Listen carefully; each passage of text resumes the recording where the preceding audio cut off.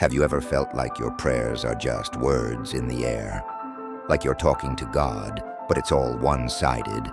Prayer is so much more than just presenting your requests. It's an opportunity to connect, to listen, and to build a real relationship with Him.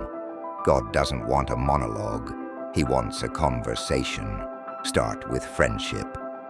Jesus tells us in John 15:15, "I no longer call you servants. Instead, I have called you friends."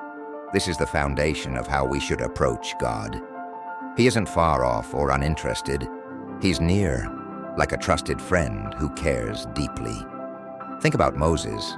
In Exodus 33:11 it says, "The Lord would speak to Moses face to face as one speaks to a friend." Imagine having that kind of closeness with God. When you pray, remember you're talking to someone who loves you and wants to hear from you, not out of obligation, but because He values you. Make space to listen. Prayer isn't just about talking, it's also about listening.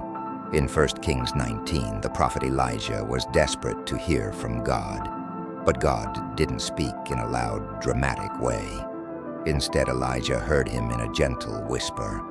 This reminds us that God often speaks in the quiet moments. After you pray, take time to be still. Open your heart and ask, "God, what do you want to say to me today?" You might hear His voice through a thought, a Bible verse, or even the peace He gives you in your spirit. Speak honestly.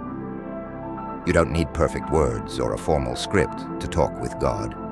The Psalms are filled with raw, honest prayers. David cried out in Psalm 13:1, "How long, Lord? Will you forget me forever?"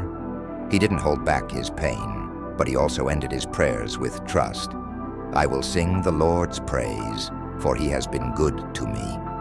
Psalm 13:6. God isn't looking for polished prayers. He wants your heart, your joy, your fears, and even your doubts. Here are the key takeaways. Don't forget to subscribe.